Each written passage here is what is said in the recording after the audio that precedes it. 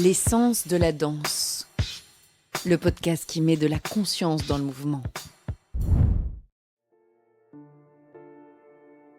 Bienvenue dans ce 3e et dernier épisode avec Franchotte Billman.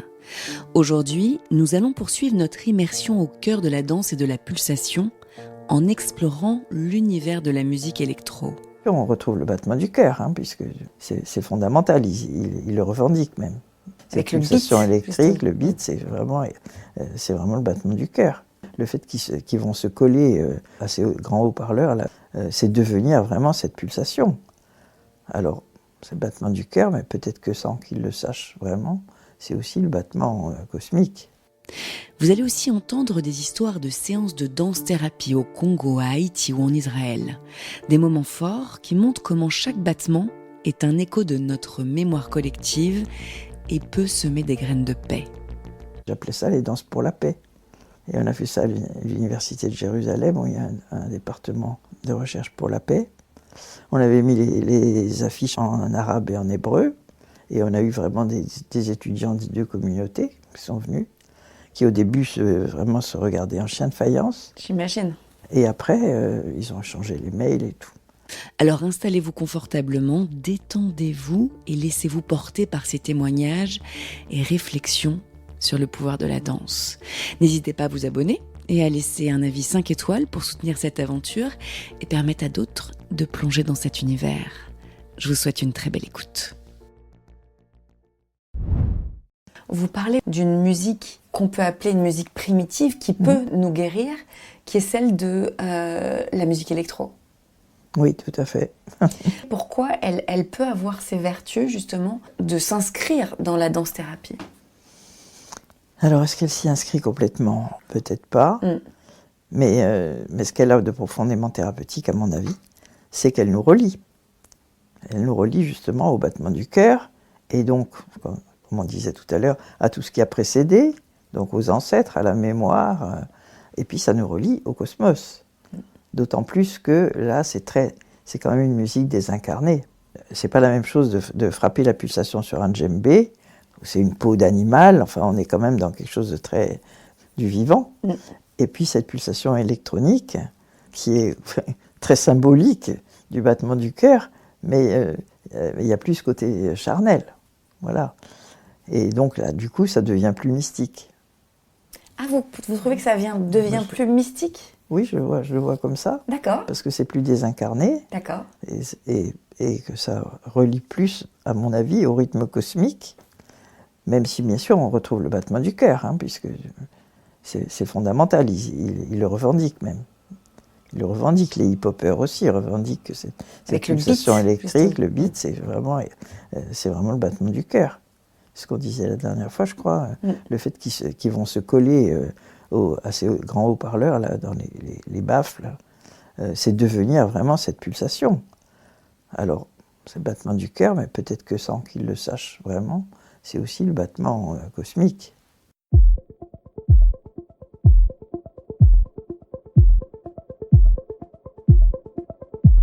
Moi, ce qui m'a impressionné, c'est tout ce que j'avais lu là sur les festivals, Burning Man et tout ça, qui sont très mystiques. En quoi ils sont mystiques ? Expliquez-nous. Vous y êtes allé d'ailleurs ? Non, mais j'ai pas mal interviewé de ravers qui y sont allés. Déjà, le dispositif, qui est très comme un mandala, le plan. Le plan général en rond, comme ça. Ouais. Et où il y a le centre, au centre, il y a la scène. Vous êtes allé, vous ? Non. Et où il y a cette rêve d'y aller. Oui, moi aussi, j'aimerais bien. Venez, France, on y va ensemble. D'accord. Bon, j'ai appris qu'il y en a des plus proches aussi. Il y en a au Portugal, paraît-il. Et le centre, c'est un homme qui brûle. C'est un peu comme le bonhomme Carnaval qui meurt et qui va renaître. Donc, si c'est pas mystique, ça, il y a une purification. Je sais pas ce que c'est. Ouais. Purification, renaissance. Purification qui préside à une renaissance. Et puis l'art, les sculptures, les objets artistiques qui sont là. Et on est dans un registre quand même très spirituel. Où il y a un enchantement, où il y a effectivement des sculptures assez extravagantes, oui, c'est ça. Où on est finalement dans un autre monde. Oui, c'est ça, exactement. Et puis les visios qui accompagnent les danses techno, Oui, il y a souvent effectivement de la vidéo ou ce genre de C'est choses. ça, les projections sur les murs, qui sont très mystiques, qui sont un peu comme des mandalas, comme des figures fantastiques. Enfin, Et on se retrouve dans un endroit vraiment dans la nature, au plus profond, oui, et dans le désert. et dans le désert. Donc c'est pas facile. Si c'est pas mystique, le désert, Ouais. quand même. Et du coup, avec un ciel souvent étoilé, Oui, sûrement. j'imagine. Oui. Il paraît qu'il y a des vents de sable aussi parfois qui sont très désagréables. Ah oui, ça j'imagine. Non, et puis beaucoup d'amour. Mm. Beaucoup d'amour. Entre les festivaliers. Oui. Ça, c'est ce qu'on vous a dit. C'est un peu hippie, quoi. Ouais. Mm. C'est un peu hippie quand même comme public, je crois. Non violent. Oui, c'est ce qu'on m'a dit, oui.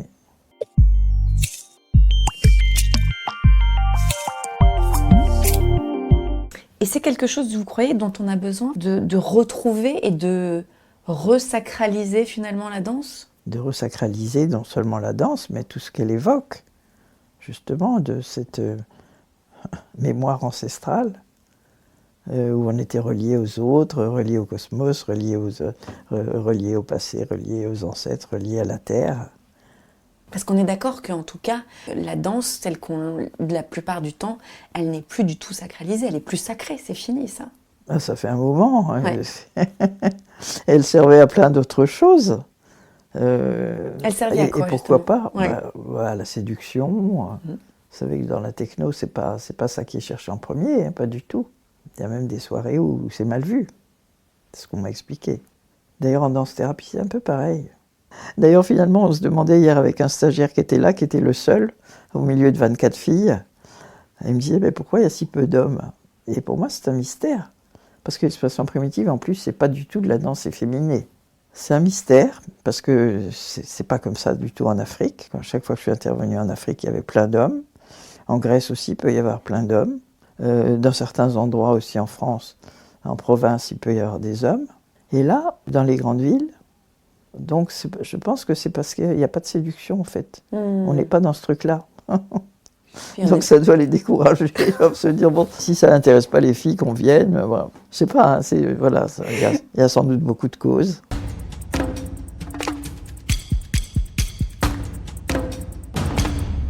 Votre danse rythme thérapie, vous l'avez faite en Afrique et Oui. vous avez proposé. Qu'est-ce que ça a donné? Ça s'est très très bien passé. Et en Haïti aussi. En Haïti, j'ai travaillé dans un orphelinat.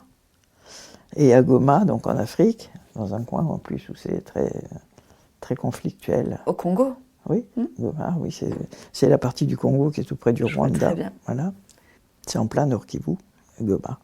C'est un foyer culturel et artistique qui est très peu cher. C'est bien sûr organisé par les Belges, parce qu'ils n'ont pas fait que des horreurs. Il y a quand même eu aussi des associations qui ont fait un bon travail.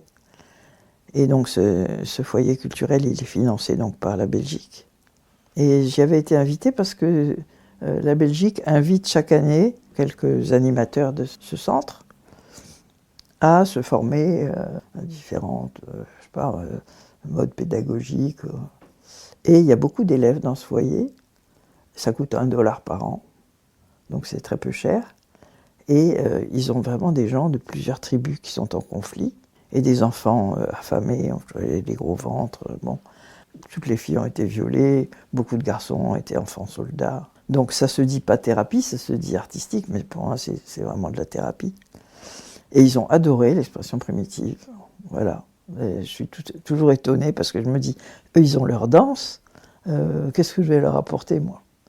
Et finalement, le fait qu'on amène ces images symboliques, on fait beaucoup de jeux relationnels, des jeux d'alternance entre deux tribus, on appelle ça deux tribus, deux groupes. Ils ont beaucoup aimé ça. C'est une danse qui réconcilie nous avec nous-mêmes, mais qui peut aussi réconcilier des gens. Je l'ai fait aussi en Israël autrefois. Et oui. Alors j'ai arrêté assez rapidement parce que, avec l'évolution des choses, les Palestiniens ne pouvaient plus passer les checkpoints, enfin, c'était tellement compliqué que j'ai arrêté parce que du coup ça n'avait plus de sens. Mais j'appelais ça les danses pour la paix. Et on a fait ça à l'université de Jérusalem, où il y a un département de recherche pour la paix. On avait mis les affiches en arabe et en hébreu, et on a eu vraiment des étudiants des deux communautés qui sont venus, qui au début vraiment se regardaient en chien de faïence. J'imagine. Et après, ils ont échangé les mails et tout. Mais après, bon, j'ai bien vu que ça évoluait pas dans le bon sens. Ça peut pas résoudre les problèmes au niveau politique quand même, hein. Mais je suis persuadée que ça semait des petites graines de paix. C'est quand même énorme ce que vous me dites, parce que Oui. le fait, ne serait-ce que d'avoir des échanges, même si ça a maintenu un lien déjà, même s'il n'y en a eu qu'un seul mail d'échanger, d'avoir fait cette démarche, ça veut dire qu'il y a une reconnaissance. C'était très, très émouvant de faire ça là-bas. Parce que c'est des cultures tellement proches finalement. Je me rappelle, on avait commencé par une berceuse qui, c'était une chance, et existe aussi bien chez les Juifs que chez les Arabes.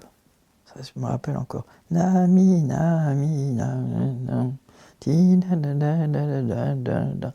Alors on a commencé à balancer là-dessus, puis après on a un peu parlé, et puis il y en a qui ont dit, bah oui, nous, les Israéliens ne peuvent pas aller au Liban, par exemple. Enfin, à l'époque, ils ne pouvaient déjà pas, encore moins maintenant qu'il y a la guerre. Et les Palestiniens, ils peuvent aller nulle part, de toute façon. Donc il y avait un manque des deux côtés. Prendre conscience de ça, balancer tous ensemble sur cette berceuse. Et après, j'ai expliqué que l'expression primitive était aussi née dans un contexte de conflit entre les Noirs et les Blancs aux États-Unis. Et ça avait vraiment super bien marché. Comment la séance a évolué? Il y a eu des émotions? Des grandes émotions, oui. Ouais. On faisait des exercices, après on parlait, puis on faisait des exercices. Ah, donc il y avait quand même de la parole là, pour le coup. Ah oui, là, il y a de la parole, oui, oui. Oui, là, c'était vraiment une expérience de... On avait eu l'autorisation du recteur de l'université, il y avait un photographe officiel. J'ai encore une petite vidéo, enfin bon, on voit pas grand-chose, ça a été très mal filmé, mais oui, j'ai un témoignage de ça. Et Goma aussi, j'ai un témoignage de ça. Et puis où est-ce que je l'ai fait aussi? En Haïti, ça c'était assez extraordinaire, parce que là, c'était les enfants dans les orphelinats. Et juste avant d'arriver à Haïti, est-ce qu'il peut y avoir un bienfait, notamment sur les femmes qui ont subi des violences sexuelles? Comment ça se passe du coup?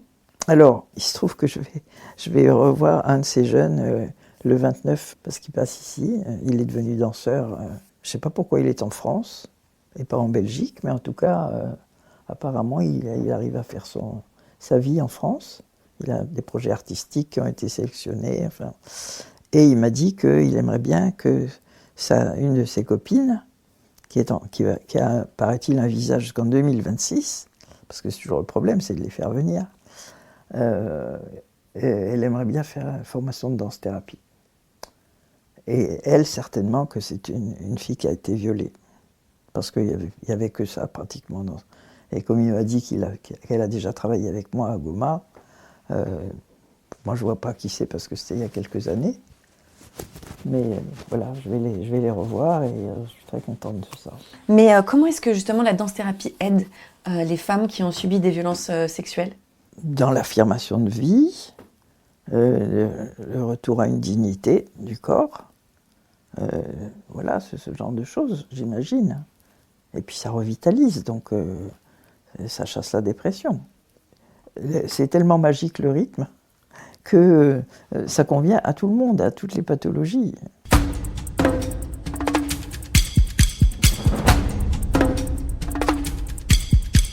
Et à Haïti, racontez-nous. Alors à Haïti, j'avais été invitée pour faire une conférence sur le carnaval par l'Institut français. Et puis, moi je suis d'origine protestante, j'avais donc pris contact avec la Fédération protestante, parce que ça m'intéressait de travailler dans un orphelinat en expression primitive, puisque j'étais là-bas. L'expression primitive, ça vient d'Haïti, hein, je vous ai dit. Un chorégraphe haïtien, Ernst Duplan, qui s'inspirait quand même forcément des dieux vaudous, bien qu'il était, lui, laïque. Il a été le premier à nous parler d'archétypes, en fait. Donc, comment ça s'est passé? Oui, j'ai rencontré donc une des directrices d'un orphelinat, une jeune femme charmante, et elle m'a proposé donc de venir un jour faire une séance dans un orphelinat. Je m'en souviendrai toujours parce que le pasteur s'appelle Merci Dieu, son nom de famille Merci Dieu. Oui, en Haïti, ils ont beaucoup de noms comme ça. Et en fait, il a adoré, mais quand je suis arrivée, les enfants étaient assis. Il m'a expliqué, il m'a dit, bon, ils ont un cours de calcul et un cours de français. Tout le reste du temps, on ne sait pas quoi en faire de tous ces mômes. Ils sont assis.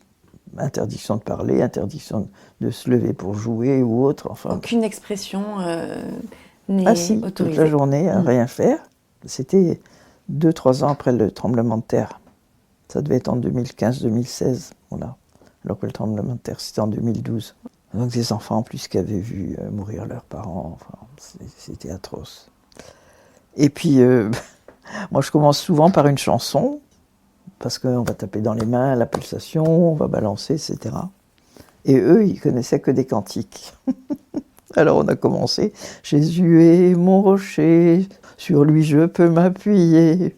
On a tapé dans les mains, tac, tac, tac, tac. On a commencé à mettre ça dans les pieds, voilà, on avançait. Jésus est mon rocher, sur lui je peux m'appuyer.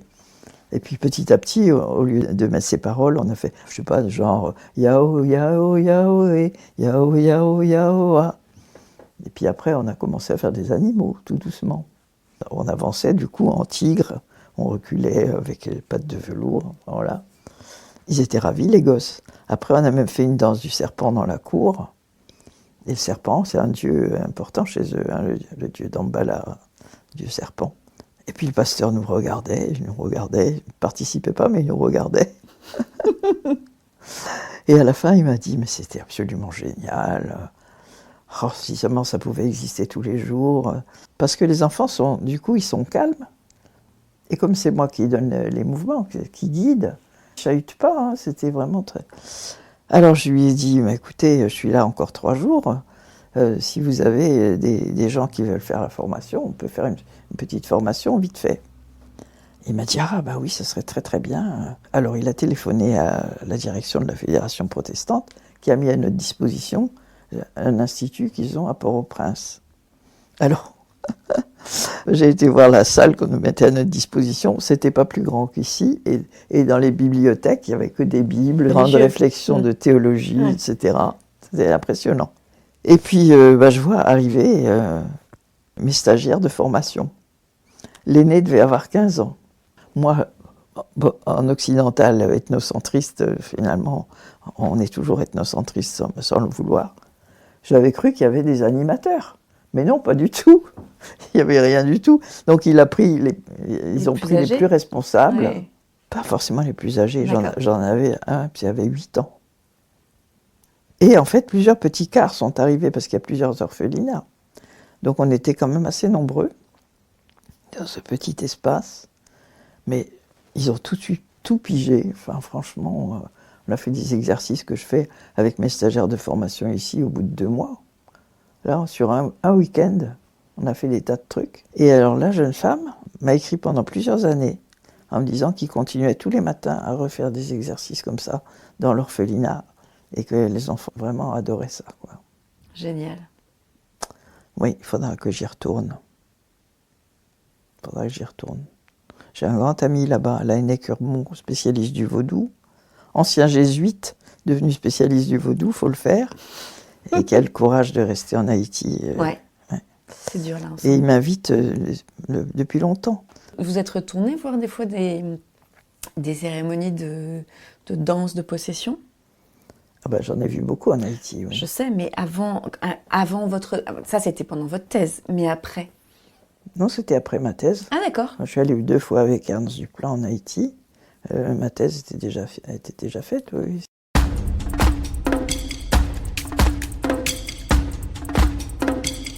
En tout cas, on voit, quelle que soit la culture, quel que soit l'endroit, vous me parliez d'Israël, vous me parliez d'Haïti, en fait, tout le monde est touché par cette... c'est universel, la pulsation. Oui. C'est la musique vraiment du battement du cœur et du souffle respiratoire. Hein. Donc, c'est primitif. Je pense qu'on a vraiment le droit de dire le mot, là, parce que c'est les rythmes premiers. Et ils sont universels, parce que tout le monde a un cœur qui bat et des poumons qui respirent. Donc, c'est un langage que tout le monde comprend, en fait. C'est la langue universelle, en fait. C'est la langue universelle.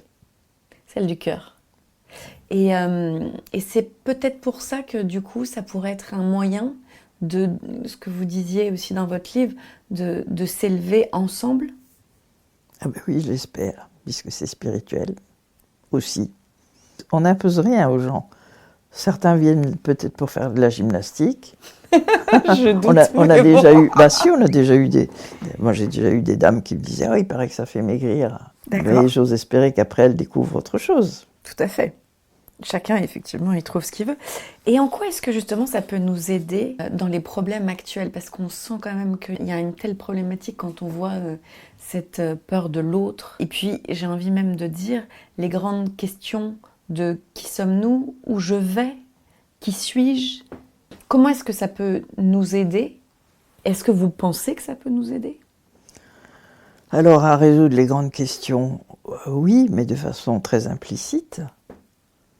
Parce que c'est le message qui est contenu dans ces danses, puisque ça relie à l'origine de la vie, d'où je viens, où je vais, ben, on sait que un jour ça va s'arrêter pour nous, mais que la pulsation, elle est éternelle, donc ça va continuer.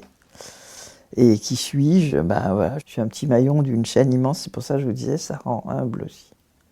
En plus, il n'y a pas de vedette dans cette danse, dans la mesure où on est très souvent à l'unisson. Et quand on fait des improvisations, il faudrait que vous fassiez un jour un stage, c'est toujours par petits groupes, de 4-5, et donc c'est quelque chose de collectif. Il n'y a jamais quelqu'un qui improvise tout seul au centre d'un cercle. Ça, moi, je proscris ça complètement, parce que je trouve que c'est pas thérapeutique en plus. Pour plein de raisons. D'abord parce que ça rend assez narcissique, il y a ceux qui font leur vedette, et puis parce que ça suscite aussi du jugement de la part du cercle autour. Même si les profs en général disent « vas-y, il n'y a pas de jugement », mais bon, ça n'existe pas, donc j'aime pas ça. Tandis que quand c'est un petit groupe, vraiment on s'aperçoit que les gens, quand ils peuvent coopérer, ils font des merveilles. Donc il n'y a pas de vedette, donc ça aussi ça rend humble. On favorise pas du tout ceux qui savent mieux faire. Non, c'est pas l'esprit.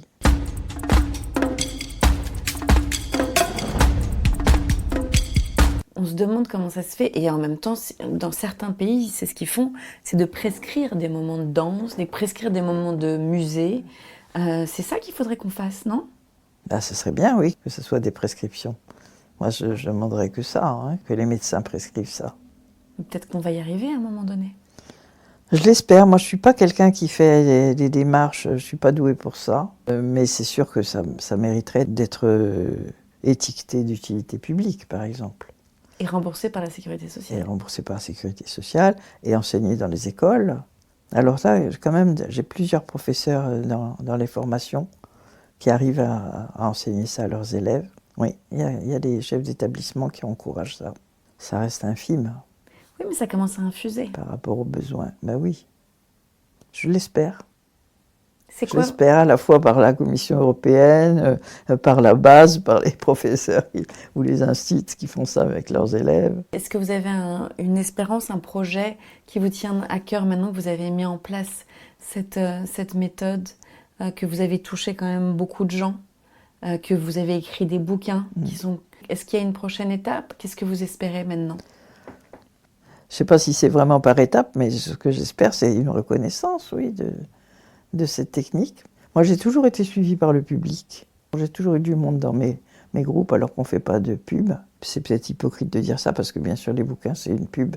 Il y a tellement de choses sur le marché que les gens se disent, ben, quand même, s'il y a des bouquins derrière et qu'elle enseigne à la fac, c'est quand même un peu une garantie.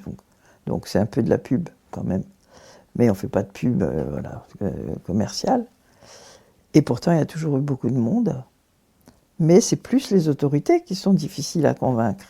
J'ai eu des problèmes avec une grande chorégraphe très connue en France qui m'avait invité. Ces danseurs n'ont rien compris, ils n'ont pas apprécié du tout, quoi. Alors elle avait invité en même temps tout un groupe d'infirmiers psychiatriques. Alors, vous pouvez deviner ce qui s'est passé. Donc les danseurs devant, mais c'est quoi ce truc tribal, là, machin, hein. Et derrière, les infirmiers psychiatriques qui s'éclataient comme des bêtes. Et voilà, de toute façon, c'est les élites, enfin les élites entre guillemets, qui ont réprimé les danses populaires. Donc on en est encore là? Je trouve qu'on en est encore là, même dans le monde de la danse. Alors le hip-hop a fait beaucoup quand même pour revaloriser ces rythmes archaïques, primitifs, cette pédagogie mimétique. Parce qu'il y a eu toute la question de la vague, vous savez, les hip-hoppers, quand ils font la vague là, avec le bras, moi je ne sais pas la faire, mais la danse contemporaine, sa pédagogie, c'est plutôt de sentir la vague en soi, et eux, non, ils sont devant le miroir, et ils travaillent, voilà, phalange par phalange. Tout à fait. Voilà. Et ils insistent pour maintenir cette pédagogie-là qui était vomie au niveau du ministère de la Danse. Mais on voit aussi de la même manière que le monde de l'électro est aussi un peu... Bien sûr. Réprimé. Réprimé. Bien sûr. Et la drogue, c'est un bon prétexte pour réprimer. Donc qu'est-ce qu'on fait alors ? Qu'est-ce qu'on fait ? On continue déjà. Et puis, je vois que quand même, ça fait comme des ronds dans l'eau. J'ai certains de mes élèves quand même qui se... Voilà, ça se diffuse quand même. Il y a de quoi rester optimiste, vous croyez ? Oh ben, je l'espère. Il n'y a pas beaucoup de choses qui me rendent optimiste actuellement. Parce que franchement, quand on voit l'état du monde... mais la danse, ça va du côté de la vie. Et vous disiez du coup qu'en état de crise, on en a encore plus besoin finalement. Ah ben on n'en a jamais eu autant besoin que dans les périodes de crise. Et là, on est dans une période de crise, mais profonde. On n'a jamais tant dansé que pendant les guerres, ou juste après la guerre de 39-45, dans les caves de Saint-Germain, tout ça. Les gens étaient tellement... Ils avaient tellement frôlé de près la mort qu'il y a une exubérance de vie. Et là, on en a besoin. Et là, on en a besoin. Bon. Vraiment. Ah, sinon, on va au festival Burning Man l'année prochaine. Oui, je sais pas si j'y aimerais tout là-dedans. Parce que c'est quand même très américain. Hein, oui, c'est vrai. Et moi, j'ai un peu de mal avec eux. Enfin... En tout cas, il existe aussi des festivals. Oui. Il existe quand même des bulles où c'est autorisé, où la danse est sacralisée. Sacralisée ? Sacré. Non ? Ah oui, bien sûr, ah oui. Oui, et puis même dans un cours comme ça, tout public, il y a des gens pour qui c'est sacré, des gens pour qui ça l'est moins. Le grand génie de la danse, c'est que c'est pour tout le monde. Chacun avec ses motivations, chacun avec ses pathologies, et ça fait du bien à tout le monde. Voilà. En plus, comme tout le monde est danseur, il n'y a pas de frustration. Tout le monde est danseur, en fait. Et il n'y a pas besoin d'apprendre. Quand j'étais à Cuba et que j'aurais dit qu'il y avait en France des cours de salsa, mais ils se roulaient par terre de rire. C'est quoi, mais des cours? C'est quelque chose qu'on regarde et après qu'on fait. Voilà. Un mimétisme, ouais. Oui, c'est ça. C'est pas parfait, mais... Et puis, on voit quand même... Vous avez, votre méthode, mais il y a aussi d'autres méthodes quand même qu'on voit aussi éclore. Je veux dire, la danse des 5 rythmes... les danses extatiques, etc. Oui. Donc, quand même, on sent qu'il y a... Il y a quelque chose autour de la pulsation qui s'est vraiment réveillé. Au début du XXe siècle, quand sont arrivées les danses afro-américaines. Et d'ailleurs, justement, là, il y a aussi un autre mouvement qu'on sent, qui est l'afrobeat. Oui. Ça aussi, c'est quelque chose qui, finalement, s'inscrit, pour le coup, dans la danse du mouvement, de la pulsation. Oui, la danse du cœur. Donc on y est toujours, quoi. Ça nous est revenu par le détour de l'autre. Mais on avait ça dans notre mémoire aussi, hein, ça c'est sûr. Même si ça a été progressivement étouffé, la pulsation affadie. Pour avoir cette appétence au rythme, ça veut bien dire que c'est inscrit quelque part.